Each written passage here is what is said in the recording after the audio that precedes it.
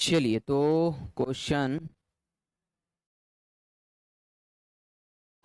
Question ये कहता है 34 कि ए कोई वस्तु बी को 25% लाभ पर, बी ने वह वस्तु सी को 20% के लाभ पर तथा डी को 10 पर, यहां पर एक प्रिंटिंग मिस्टेक हो गई।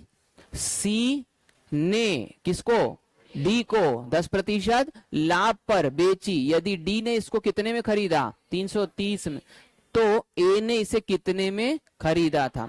भाई ए बेचेगा तभी ना जब वो खरीदा होगा।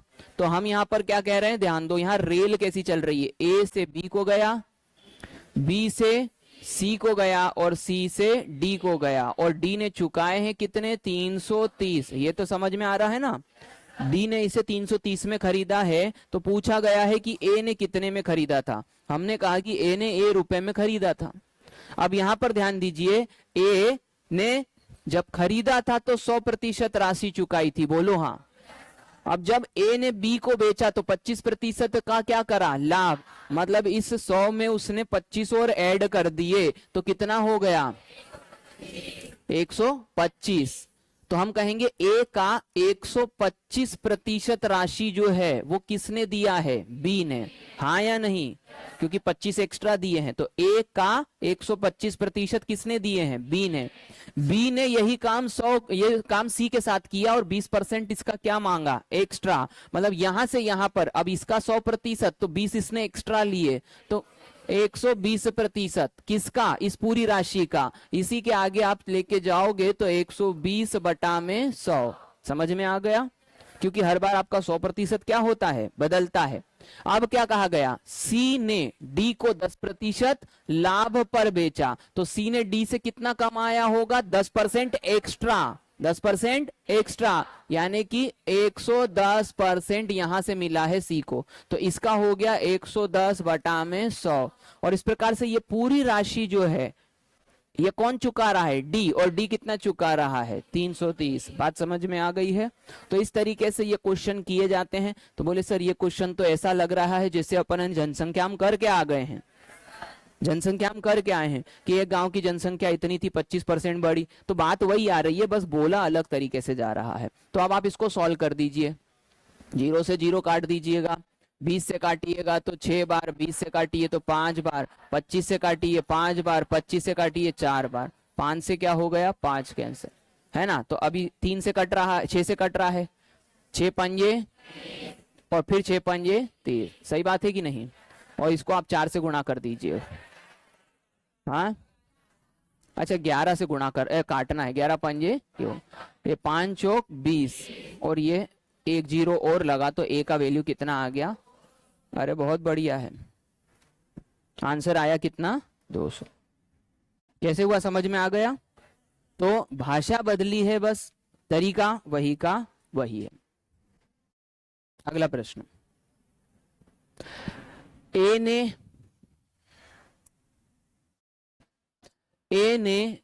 अरे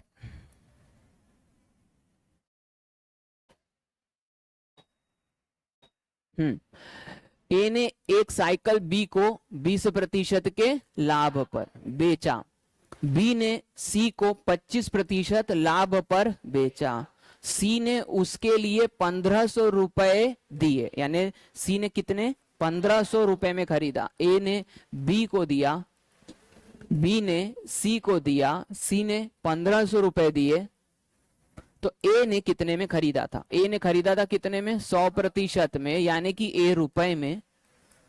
ए ने बी को कितने प्रतिशत, 20%, मतलब 120%। ये 120% वापस आएंगे ए के पास में, और गुणा में बी ने सी को 25%, मतलब 125, तो ये हो गया 125%। ये पूरी राशि किसने चुकाई है, सी ने, जो कि किसके बराबर है, 1500। 20 से काटा 6 बार, 20 से काटा 5 बार, 25 से 5 बार, 25 से 4 बार, 5 से 5 कैंसिल हो गया, तो ये 6 से कट रहा है क्या, कटेगा, 6 दूनी 12, 3 6 पंजे 30, 250, 25 चौक 100, 1000, सही बात है कि नहीं। 250 का 4 में गुणा करोगे तो कितना आएगा, 1000, तो 1000 हमारा क्या हो गया, आंसर। आगे बढ़ते हैं, अगला प्रश्न करते हैं।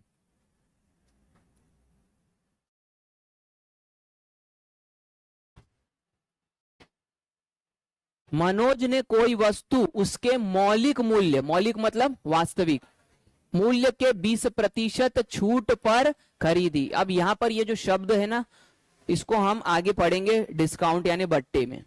ये छूट का मतलब हो जाता है कि आपको 20% राशि नहीं देनी है, तो कितनी देनी है? 80%। मनोज ने कोई वस्तु उसके मौलिक मूल्य से 20% छूट पर खरीदी। वह वस्तु को 616 रुपए में बेचकर 10% का क्या करता है? लाभ प्राप्त करता है। तो वस्तु का क्या पूछा गया? मौल्य, मतलब वास्तविक मूल्य। सही बात है। खरीद कौन रहा है? मनोज। तो हमने कहा मनोज ने M रुपए में खरीदी। बोलो हाँ। जब मनोज ने M रुपए में खरीदी तो खरीदते वक्त जब उसका जो मूल्य होगा 100% रहा होगा, लेकिन उसमें से 20% उसको नहीं देना पड़ा क्योंकि छूट मिल गई। तो इसका कितना दिया उसने? मतलब ये वो राशि होगी जो कि उसने चुकाई है। ये अब उसका 100% हो गया। अब उसको जब चाहिए तो इससे ऊपर चाहिए, और ऊपर कितना चाहिए? 10%। ये बात समझ में आ रही है? यानी कि वो खरीदने के बाद 10% ज्यादा पर बेचेगा, और जो बेचेगा आखिरी में उसका मूल्य कितना होना चाहिए? अब बात समझ में आ रही है? मतलब ये जो 100% राशि उसने चुकाई है पूरी मिला करके, M का 80%, ये जो 100% राशि है इसमें उसको 110% राशि वापस चाहिए। बोलो हाँ। 10% एक्स्ट्रा चाहिए। और ये जो पूरी राशि है ये किसके बराबर होगी? इसमें कोई दिक्कत तो नहीं है? फिर से समझ लो। मनोज ने एक वस्तु मौलिक मूल्य के 20% छूट पर खरीदी। M यानी मौलिक मूल्य हो गया, उसका 20% छूट यानी बचा हुआ कितना है? 80। ये मूल्य उसने मनोज ने चुकाया है। इस चुकाए हुए मूल्य के ऊपर उसको 10% ज्यादा चाहिए, तो उसके जेब से तो पूरे 100% चले गए ना दूसरी तरफ। अब उसको वापस कितने चाहिए? 110%। 100 मेरा वापस आना चाहिए, तो ये 100 के साथ ऊपर का 10, 110। समझ में आया ये? अब ये पूरा मूल्य किसके बराबर हो गया? 616। सामने वाला उसको 616 रुपए दे रहा है। अब आपसे पूछा मौलिक मूल्य बताइए, M का वैल्यू बताइए। 20 से काटेंगे तो 4 बार, 20 से काटेंगे तो 5 बार, 0 से 0, 11 से काटेंगे तो 11 पंजे 55, 11 छंग 66, है ना। 4 से काटेंगे तो 14 चौक 56। सही है क्या आजकल के हिसाब से? हाँ सही है। तो यहाँ पर 14 पंजे 70 और एक और 0 लगा देंगे।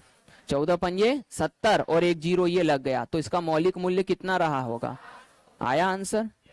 बात समझ में आ गई आपको? प्रैक्टिस करना है, बार बार प्रैक्टिस करना है।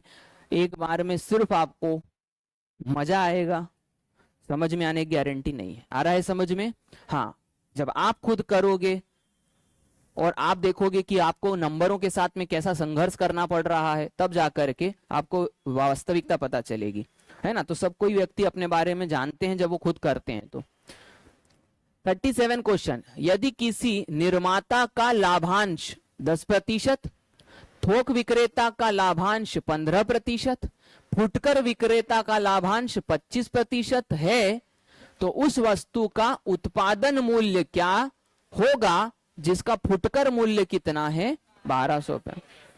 फुटकर मूल्य का मतलब रोड के किनारे मान के चलो कोई आदमी बेच रहा है, तो वो बना तो नहीं रहा है, बनाता कौन है? कंपनी। अब वहां पर लिखा है निर्माता, है ना। निर्माता यानी कि जो प्रोड्यूसर है, प्रोड्यूसर, P फॉर प्रोड्यूसर मान लो, कुछ भी मान लो, तुम्हारी मर्जी, तुम अपना नाम मान लो। आ रहा है समझ में? निर्माता का लाभांश कितना है? 10%। उसने 100% लगा दिया बनाने में। अब उसको कितना चाहिए? एक्स्ट्रा 10% नहीं चाहिए। 100 की चीज लगा के 10 रुपए ही चाहिए क्या? नहीं, उसको वापस वो 100 चाहिए और उसके ऊपर 10 और चाहिए। तो वह ग्राहक से टोटल कितने लेगा? ये बात को समझा करो बस। तो उसको 110 चाहिए।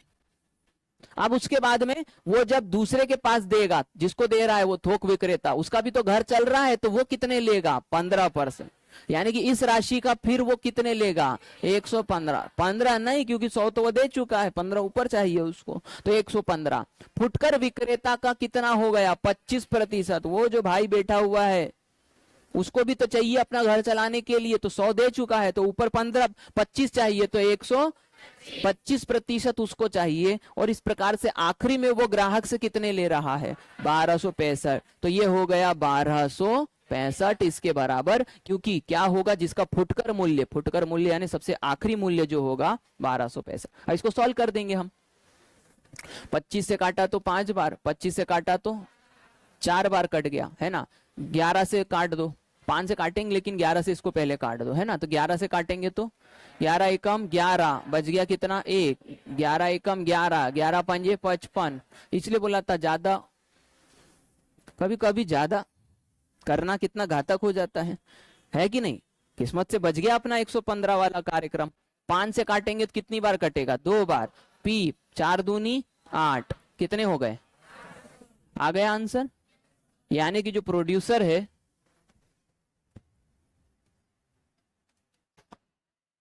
उस वस्तु का उत्पादन मूल्य कितना रहा होगा 800 रुपए। बात समझ में आ रही है। तो ये 800 हमारा आंसर आ गया है ना। कैलकुलेशन बड़ी खूबसूरत चीज है। एक नंबर यदि गलत कट जाए तो कितना लंबा यू टर्न मारना पड़ता है फिर कभी, और कभी कभी सही जगह हाथ लग जाए, जैसे अभी लग गया अपना। सही बात है कि नहीं। हाँ यस सर, बिल्कुल यस सर। चलो इधर ध्यान देते हैं। अब अगला है, एक घड़ी को 820 रुपए में क्या करा गया, बेचा गया। अब क्वेश्चन नया आ गया, न्यू कॉन्सेप्ट। पुस्तक में देख रहे हो, देखते रहा करो। अच्छा है ना। उसके बाद में मैं आपसे ये कहता हूं कि इसमें जो है ना पीछे के ऑप्शंस जो है उन पे पूरा भरोसा मत करना, इसीलिए आंसर एक एक करके बता रहा हूं। तुम उसके ऊपर भी टिक लगाते चले जाना, ठीक है। क्योंकि बुक में कुछ नंबर्स में थोड़ी प्रिंटिंग मिस्टेक हो गई है, वो धीरे धीरे ठीक हो रही है। एक घड़ी को 820 रुपए में क्या किया, बेचा। बेचने पर एक दुकानदार को उतना ही लाभ होता है, उतना ही लाभ होता है जितना 650 रुपए में बेचने पर क्या होती है, हानि। तो प्रश्न कहा गया घड़ी का कौन सा मूल्य बताइए, क्रय मूल्य बताइए, कितने में खरीदा गया था। तो पहला तो इसको शॉर्ट में करने का तरीका बता दे रहा हूं। पहला बेचा मूल्य कितना है 820, दूसरा बेचा हुआ मूल्य 650, दोनों को आप डिवाइड कर देंगे योग करके। तो पहले तो हो गया 0 का 0, 5 और 2 7, और 8 और 7 14, 8 और 6 14, और ये हो गया 2। इसका आधा होता है 735। तो ये वो राशि आ गई आपके पास में जो उसका क्या है क्रय मूल्य 735। अब हमको पल्ले कहीं नहीं पड़ा कि क्यों आ गया भाई, कैसे आ गया, इसलिए उसका बेसिक समझेंगे। प्रश्न को तर्क से समझो। प्रश्न में कहा गया कि घड़ी को 820 रुपए में क्या किया गया, विक्रय किया गया। विक्रय किया गया कि नहीं, ये पहला विक्रय मूल्य है जो कि है 820। कोई दिक्कत इसमें।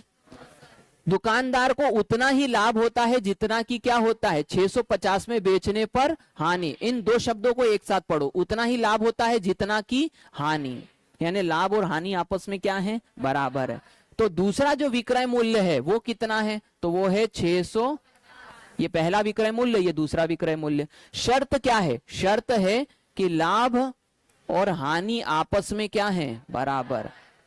और लाभ और हानि क्या होती है, कल ही बताया था, अंतर। लाभ भी अंतर है और हानि भी अंतर। बस ये जो लाभ है इसमें विक्रय मूल्य बड़ा होता है। तो ये पहला विक्रय मूल्य हम लेंगे क्योंकि इसके ऊपर लाभ हो रहा है, माइनस में क्या करेंगे, क्रय मूल्य। इन दोनों का अंतर ही तो होता है ना। और हानि क्या होती है, तो बोले क्रय मूल्य में से विक्रय मूल्य, और ये दूसरे वाला रहेगा।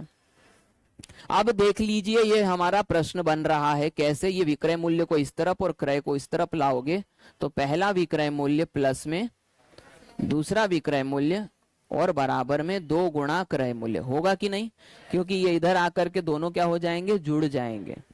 जुड़ गए तो ये 2 गुना हो गया। अब आप कर दीजिए विक्रय मूल्य पहले वाला प्लस विक्रय मूल्य दूसरे वाला बटा में 2। एकदम सिंपल गणित के आधार पर मैंने आपको बताया, ज्यादा दिमाग नहीं लगाने का है। गणित से कोई चीज सरल होती है तो उसको कर लो। यानी कि जब भी आपको ये शर्त दी जाएगी, शर्त क्या है, शर्त क्या है, लाभ और हानि क्या होगा, बराबर। एक ही वस्तु का दो बार बेचने पर लाभ और हानि क्या होगा, बराबर। तो वहां पर दोनों विक्रय मूल्यों का आधा जो होगा वो क्या कहलाएगा, क्रय मूल्य। ये बात जानने वाली थी, समझने वाली थी, समझ गए तो जा करके प्रश्न आए तो ऐसा का ऐसा कराना। क्लियर, समझ में आ गया, जो कि अपन ने ऊपर किया था, है ना। तो अब आप समझ गए हैं, आगे बढ़ते हैं। अगला प्रश्न है 39।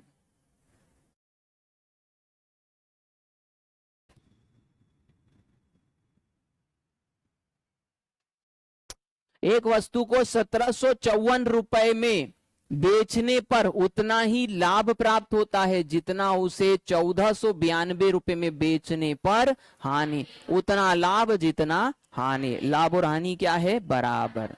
लाभ और हानि बराबर है, ये दूसरा वाला विक्रय मूल्य, ये पहले वाला। तो हमसे पूछा वस्तु का कौन सा मूल्य बताइए, लागत का मूल्य बताइए। क्या करेंगे आप समझ गए हैं आप लोग? तो पहले तो हमने कहा कि 1754 और प्लस में 1492 और बटा में क्या होगा? 2। हम उन्हें सीख लिया तो कर लिया। 4 और 2 6 है ना, क्या हो गया? 9 और 14 की 4, 11 और 1 12 और ये 3 बटा में क्या हो गया? 2। सही बात है कि नहीं? हाँ, तो ये हो गया 1 6 2 3 1623 हमें दिख रहा है ऑप्शन पे, आंसर आ गया। सीखे कि नहीं सीखे? बहुत बढ़िया। 39वां क्वेश्चन है, 40वां देख लेते हैं।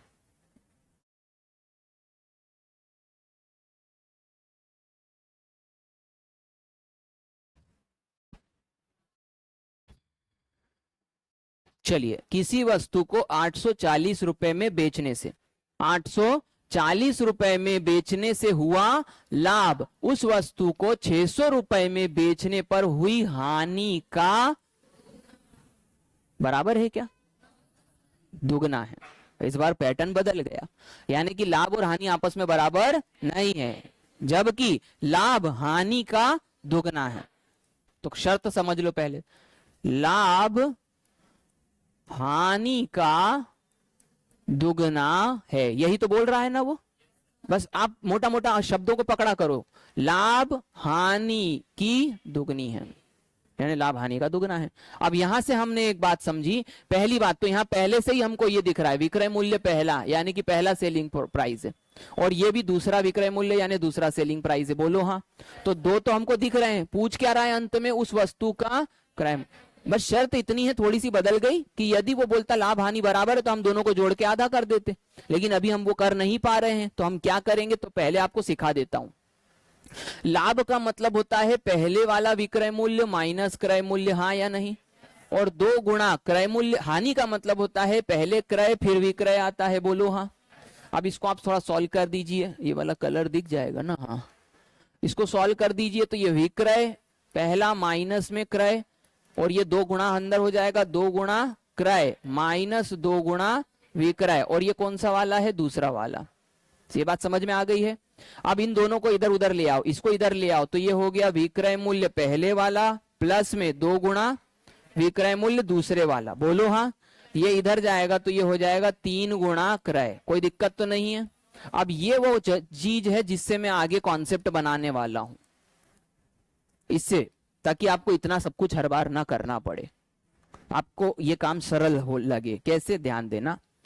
मैंने कहा ये वस्तु को क्या किया गया? 840 में बेचा गया, पहला विक्रय मूल्य हो गया, और 600 रुपए में फिर बेचा गया, ये दूसरा विक्रय मूल्य हो गया। अब जब भी ये भाषा इस्तेमाल होगी, कौन सी? कि लाभ हानि का क्या है? दुगना।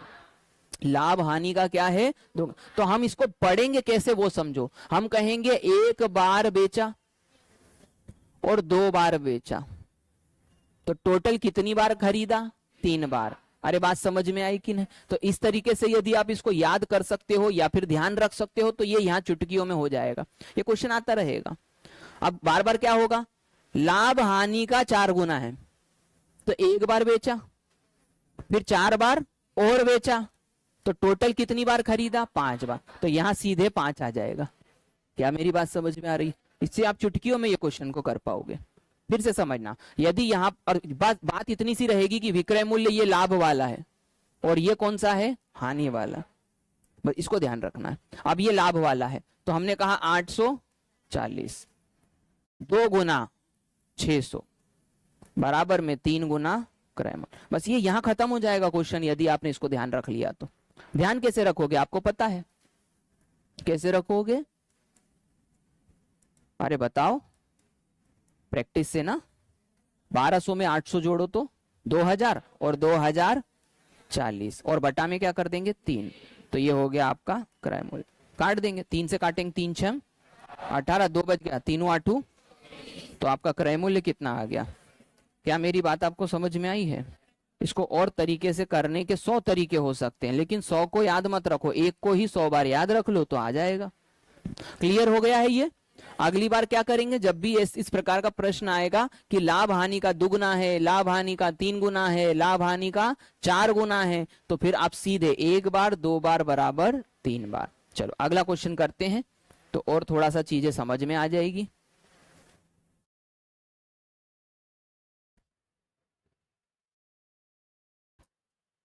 किसी वस्तु को 900 रुपए में बेचने पर हुआ लाभ 450 में बेचने पर हुई हानि का दोगुना है।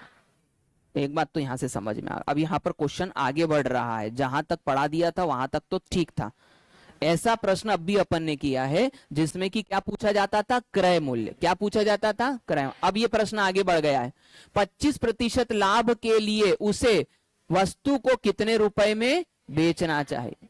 मतलब पहले तो तुम ये पता कर लो कि खरीदा कितने में था, और जब तुमको ये पता चल गया कि तुमने कितने में खरीदा था, तो फिर तुम 25% लाभ वाला विक्रय मूल्य फिर से पता कर लो। ये प्रश्न अच्छे से समझ में आ गया है।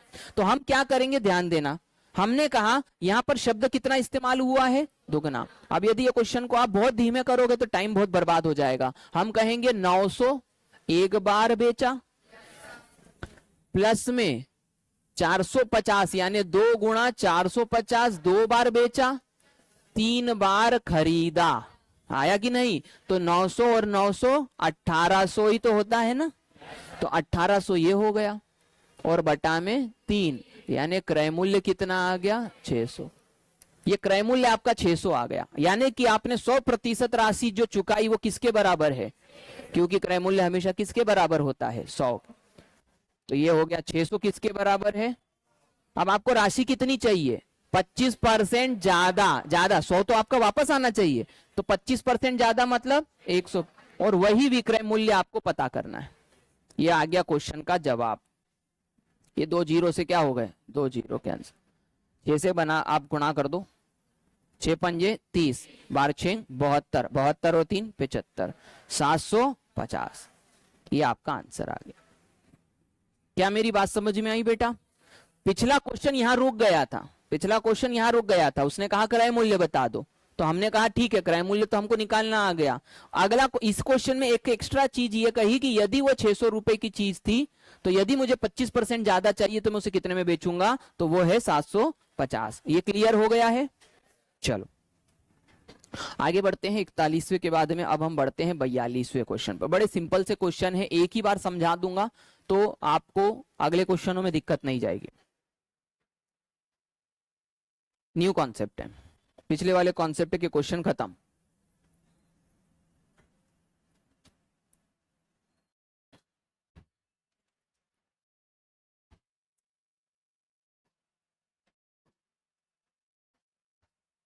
एक दुकानदार को 150 बटन बेचने पर 25 बटन के विक्रय मूल्य के बराबर का क्या होता है, लाभ। समझ में तो नहीं आया? हाँ बोलो, हाँ आ गया समझ में? नहीं आया, क्योंकि पहली बार पढ़ने पर हम प्रश्न की भाषा को समझ नहीं पाते, और इस चीज को आप बार बार अपने आप से, मैं क्यों बुलवाया, आप इस बात को समझा करो। जब आप प्रश्न पढ़ते हैं तो प्रश्न को इतना लंबा पढ़ने पर कुछ भी समझ में पहली बार नहीं आ, लेकिन पढ़ते अंडरस्टैंडिंग के लिए कि हो क्या रहा है। फिर आप एक बार पढ़ेंगे, एक दुकानदार 150 बटन बेचता है, 25 बटन के विक्रय मूल्य के बराबर का क्या हो रहा है, लाभ। मतलब 150 बटन बेच रहा है जिसमें 25 बटन के ऊपर उसको लाभ हो रहा है। तो अब इस बात को समझना, यदि आपको इस भाषा को सरल करना है ऐसे क्वेश्चनों में, तो आपको यह मानना है कि 1 रुपए की एक बटन थी। कितने रुपए की? 1 रुपए की एक बटन थी, तो उसने एक बटन बेची, 1 रुपया गल्ले में आया, दूसरी बटन बेची, दूसरा रुपया आया, तो 150 बटन बेची, तो गल्ले में कितना है। और यह कौन सा मूल्य है, विक्रय मूल्य, क्योंकि उसने बेचा है। तो हम कहेंगे विक्रय मूल्य कितना हो गया, 150 रुपए उसके गल्ले में है, जिसमें से बेचने पर 25 बटन के विक्रय मूल्य, हमने क्या माना, विक्रय मूल्य कितना है 1 रुपया, तो 25 बटन का हो गया 25 रुपया। तो हमने कहा कि उसको लाभ कितने रुपए का हो रहा है, 25 रुपए का, क्योंकि उसने कहा 25 बटन के विक्रय मूल्य के बराबर का क्या है लाभ, यानी 25 बटन पे उसको लाभ हो रहा है। अब ये सा सरल भाषा में समझ लो, उसने 150 रुपए की चीज बेची है जिसमें से 25 रुपया उसका क्या है लाभ। अब यही वाली बात है, 150 वहां आएगा, 25 रुपया बीच का रास्ता है। याद आ रहा है क्या कहा, क्योंकि कल क्या सिखाया था, ये कौन सा मूल्य है बीच में, क्रय मूल्य, आगे क्या आता है विक्रय मूल्य, पीछे क्या आता है विक्रय मूल्य, दोनों तरफ आते हैं, ये हानि वाला है और ये लाभ वाला। सिंपल सी बात है, आपको गणित को बेसिक तरीके से करना है। ये आपका क्रय मूल्य है, ये 150 रुपए है, जो कि 25 क्या है ज्यादा है, तो 25 कम कर दो, 125 क्या हो गया आपका क्रय मूल्य। या तो गणित कर लो या तो कॉमन सेंस, बेसिक तरीके से निकल जाता है। तो 125 रुपए आपका कौन सा मूल्य आ गया, क्रय मूल्य। अब आपके पास क्रय मूल्य भी है, आपके पास विक्रय मूल्य भी है और आपके पास लाभ भी है। उसने पूछा क्या आपसे, लाभ का प्रतिशत, प्रॉफिट परसेंटेज, लाभ का प्रतिशत क्या आता है, तो ऊपर क्या आता है लाभ आता है, नीचे कौन सा मूल्य आता है क्रय मूल्य आता है, और गुणा में क्या करेंगे 100। बस ये 125 उसने सीधे नहीं दिया था, ये आपको बार बार निकालना पड़ेगा। 25 से कम 25, 25 पंजे कितना प्रतिशत, 1/5 होता है 20%, 20% आपका क्या हो गया आंसर। कोई दिक्कत तो नहीं है बेटा, समझ में आ गया, ठीक। तो हर बार हमको यही करना है कि बटन बेचो या एक अपना हवाई जहाज बेचो, आपको 1 ही रुपए का बेचना है। कितने रुपए का बेचना है, 1 रुपए का। अब यहां पर हम पुस्तक बेचेंगे 1 रुपए की, 34 पुस्तक बेचने पर एक दुकानदार को 6 पुस्तक के विक्रय मूल्य के बराबर का क्या होता है हानि। इस बार लाभ नहीं हो रहा, इस बार हो रही है हानि।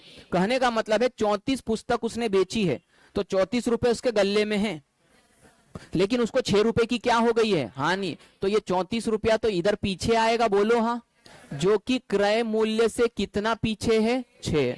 तो क्रय मूल्य कितना होगा 34 और 6 कितना हो गया 40। अच्छे से समझ में आ गया।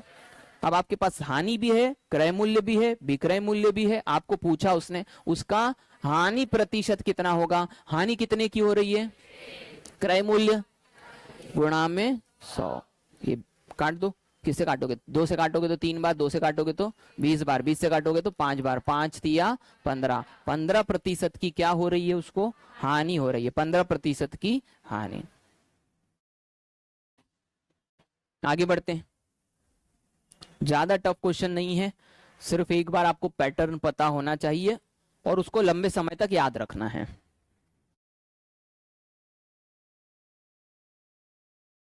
36 संतरे बेचने पर एक फल विक्रेता को 4 संतरों, ये संत हो गए, संतरों के विक्रय मूल्य के बराबर की क्या होती है हानि। विचार करो, बोर्ड पे नहीं करते, संख्याओं को विचार करते। 36 उसने बेचे तो हानि हुई, तो 36 यहां खड़ा है और कितने पीछे है 4, तो 36 और 4 40, 4/40,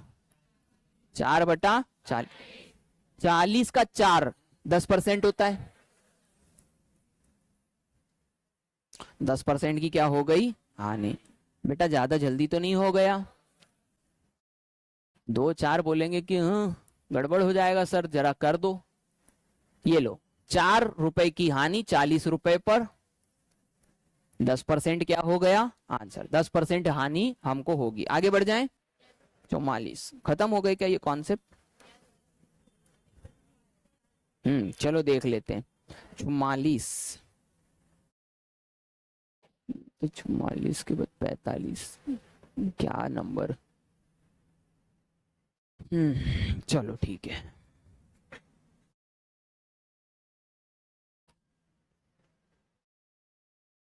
एक और बचा है शायद से ये,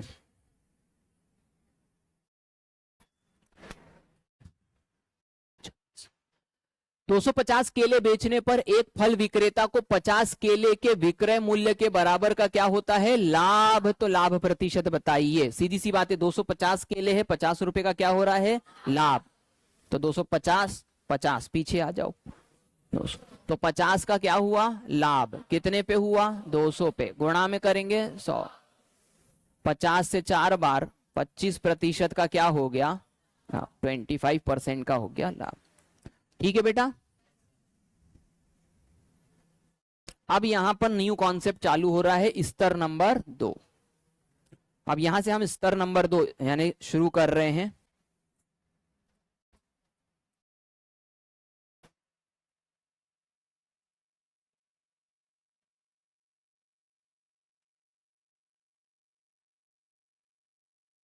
न्यू कॉन्सेप्ट है।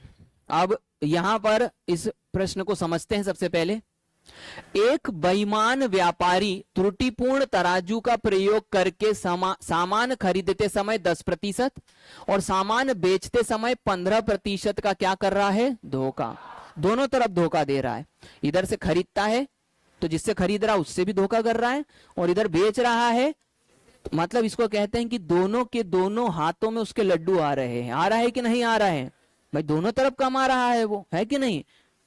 तो बेईमानी से वह कितना प्रतिशत का क्या करेगा, लाभ कमाएगा। आ रहा है समझ में। कुल मिला के कितना प्रतिशत वो कमा रहा है। तो ध्यान दो, हमने एक कॉन्सेप्ट पढ़ा था, x plus Y plus X Y upon 100, पढ़ा था कि नहीं पढ़ा था। तो मैंने आपसे क्या कहा था कि जब भी 2% दिए जाए और एक ही प्रतिशत में आंसर आना है तो आपको इस कॉन्सेप्ट का इस्तेमाल करना है। पहले उसने 10% कमाया, बोलो हाँ।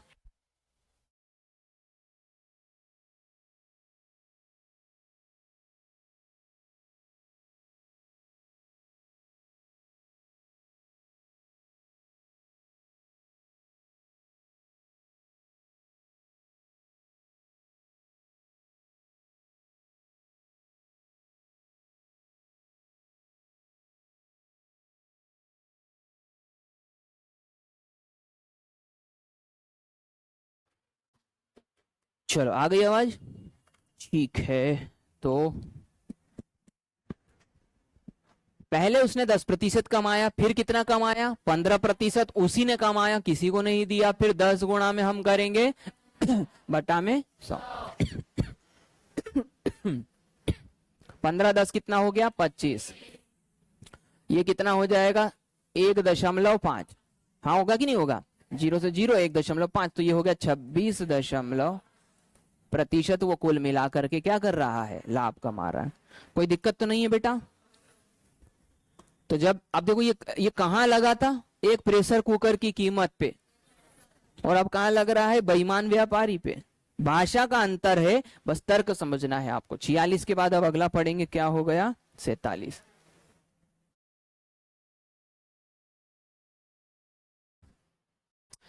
अगला प्रश्न बहुत बढ़िया प्रश्न है, इसमें दिमाग लगेगा, लेकिन बस अच्छे से यदि समझ लिया तो अगली बार नहीं लगेगा। प्रैक्टिस करना है बस अच्छे से। एक बेईमान व्यापारी 5% हानि का क्या कर रहा है, वो बोल रहा है भाई साहब मैं ये सामान लेके आया हूं, लेकिन आप मेरे पुराने ग्राहक हो, बहुत अच्छी बात है, इसीलिए आपको मैं 5% चीज कम पे दे रहा हूं, है ना। समझ जाओ तुम बात को। किंतु गलत बाट का प्रयोग करके 1 किलोग्राम के स्थान पर तोलता कितना है, 900 ग्राम तोलता है। बहुत चालू आदमी है ये। उसका वास्तविक लाभ बताइए। अब इस भाषा को समझना आपने। अब इस प्रकार के क्वेश्चनों में आपको एक मैं कॉन्सेप्ट दे रहा हूं, उसको आप आगे ध्यान रखिएगा।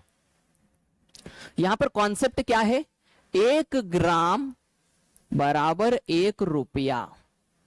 क्या कहा मैंने, 1 ग्राम बराबर 1 रुपया, तो 1000 ग्राम बराबर 1000। यहां रुपया ही वजन है और वजन ही रुपया है, क्योंकि वजन के हेर फेर से कमाया जाएगा रुपया। तो वजन को रुपए के रूप में देखना है और रुपए को वजन, जब जैसी जरूरत हो। क्योंकि बेईमानी करके आदमी पैसा कमाता है, वजन नहीं कमाता, पैसा कमाता है। तो हम बात जब वजन की आएगी तो जो झोल यहां हो रहा है उसको यहां देखेंगे। ये क्लियर हो गया। अब आपको ऐसा समझना है कि वो 1000 रुपए की चीज लाया जो कि 1000 ग्राम है, बोलो हाँ। अब 1,000 रुपए की वो चीज लाया, उसने कहा व्यापारी 5% हानि का क्या कर रहा है, दिखावा। यानी वो रुपए में 1,000 रुपए की चीज के ऊपर बोल रहा है कि 5% मेरे को इस पे हानि हो रही है। तो 1,000 का 5% कितना रुपया होगा, 50 रुपया होना चाहिए। अरे हाँ या नहीं, गलत तो नहीं कर दिया मैंने। 1,000 का 5% कितना रुपया होगा, 50 रुपया होगा। यानी वो ये कह रहा है कि 50 रुपए की मेरे को क्या हो रही है, हानि। लेकिन गलत बाट का प्रयोग करके वो 1,000 ग्राम की जगह 900 ग्राम तोलता है। यानी कि 900 ग्राम मतलब 900 रुपया। बोलो हाँ। अब कहने का मतलब क्या हो गया, ध्यान देना, वो 50 रुपए की क्या कर रहा है, बेईमानी कर रहा है या नहीं कर रहा है। कितने रुपए पर कर रहा है, 900 रुपए पर। ये बात आपको समझनी थी, गले उतर जाए तो काम हो जाएगा। 50, उसने क्या कहा, उसका वास्तविक क्या बताइए, लाभ बताइए, वास्तविक लाभ। तो कायदे से देखा जाए तो वो 900 ग्राम की चीज बेच रहा है, तोल तोल तो वही बनता है ना उसका।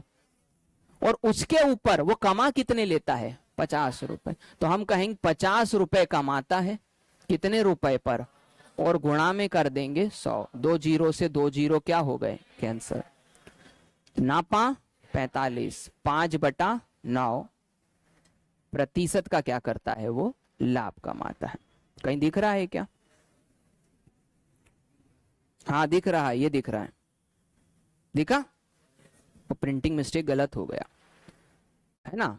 क्या कहेंगे, 5 से ही 5/9 प्रतिशत। तुम्हारे गले उतरा कि नहीं, नहीं उतरा हो तो एक बार फिर से देख लो भाई, सिंपल सी बात है। उसके तराजू पे जो वजन रखा है वो कितना है, 900 ग्राम का।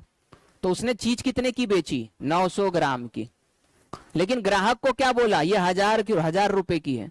1,000 रुपए में उसने क्या कर दिया, 50 रुपए का झोल। अब बात समझ में आ रहा है।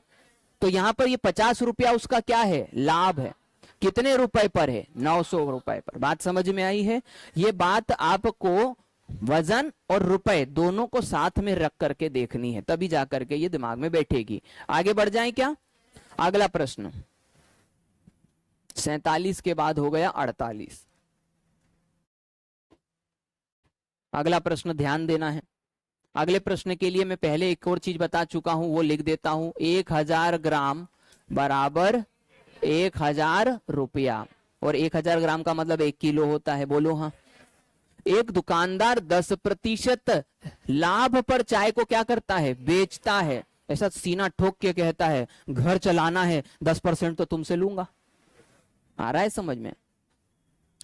तथा वास्तविक माप से 20% क्या करता है, कम तोलता है। बताइए, यहां चालबाजी चल रही है, यहां सीना ठोक के पैसा कमाया जा रहा है गलत तरीके से। कैसे, 800 ग्राम बेच रहा है वो, 200 ग्राम कम कर दिया उसने। 1,000 का 20% यानी 200 ग्राम, यानी कि जो तराजू पे वजन रखा गया है वो कितना है, इधर वाले की नजर के हिसाब से, और उधर वाले की नजर के हिसाब से 1,000। बात समझ में आ रहा है। तो 800 ग्राम किसके बराबर हो गया, 800 रुपए के। मतलब कि वो चीज कितने की बेच रहा है, 800 रुपए की, क्योंकि तराजू पे तो उतने की ही रखी हुई है। और मांग कितने रहा है, 10% ज्यादा। किस पे, तो 1,000 का 10% ज्यादा मांगा तो कितना मांगेगा, 1,100 रुपए। हाँ या नहीं। 1,000 का 10% होता है 100 रुपए। तो वो ग्राहक से क्या बोल रहा है कि भैया 1,000 की चीज है, 10% ज्यादा लूंगा तो दूंगा कितने में, 1,100। लेकिन तराजू पे कितने की चीज रखी है, गड़बड़ समझ में आ रही है। बीच का जो है वो कहां जा रहा है, जेब में जा रहा है। प्रश्न क्या पूछा, तो उसका कुल लाभ बताइए। तो जो 800 की चीज है उसको वो 1,100 पे बेचेगा, तो लाभ कितना हुआ, 300 लाभ हो गया। कितने पे हुआ, उसके घर से तो 800 का ही माल गया है ना, और गुणा में कर देंगे 100। तो ये 2 जीरो से 2 जीरो क्या हो गए, कैंसल। 8 से काटेंगे तो 8 8 तिया 24, बच गया 6। 8 7 56, 37 सही 1/2% हमारा क्या होना चाहिए आंसर। क्या मेरी बात आपको समझ में आ गई। तो ये जो बेईमानी वाले प्रश्न है, इसको यदि आप वजन और जो मूल्य है उसके साथ साथ देखोगे तो दिमाग में बहुत जल्दी बैठ जाएंगे। कोई डाउट तो नहीं है बेटा? जरा सा भी हो तो बोल देना अभी के अभी, कंफ्यूजन हो तो अभी बोल देना, हाँ या नहीं। बढ़ जाऊं आगे? बहुत अच्छे, अगला प्रश्न देखते हैं। एक बेईमान दुकानदार अपने सामान को क्रय मूल्य पर ही बेचने का क्या करता है? दिखावा। भाई साहब जितने का लाया हूं उतने में ही दे रहा हूं। आ रहा है समझ में? इसीलिए पढ़ाया जाता है तुमको। अगली बार कोई तुमको ऐसा बोलेगा ना तो तुम उसको मुस्कुराओगे। सर ने आज ही चैप्टर पढ़ाया है भाई साहब, ये नहीं चलेगा। आ रहा है समझ में? दिखावा करता है, परंतु वह त्रुटिपूर्ण बाट का प्रयोग करके 11 सही 1/9% का क्या करता है? लाभ कमाता है। तो प्रश्न पूछा गया है कितने ग्राम का वो क्या कर रहा है? त्रुटि कर रहा है। 1000 ग्राम बराबर 1000 रुपया, हाँ या नहीं? उसने पूछा कितने ग्राम की त्रुटि कर रहा है। यदि हम रुपए की त्रुटि निकाल लें तो ग्राम भी पता चल जाएगा। तो बोले सर इसमें कोई तो डेटा देता, वो तो उसने सीधे प्रतिशत दे मारा है, कोई संख्या ही नहीं दी। अरे उसी के अंदर सब कुछ छुपा हुआ रहता है, उसको थोड़ा ध्यान से देखो। तुम कहोगे कि 11 सही 1/9% का मतलब क्या होता है, वो चेक करते हैं। तो देखो 9 और 11, 11 नंबर 99 और 1 100, 100/9%। और प्रतिशत का चिन्ह हटाओगे तो कहोगे 100/900 कि नहीं? बटे में 100 लगता है कि नहीं?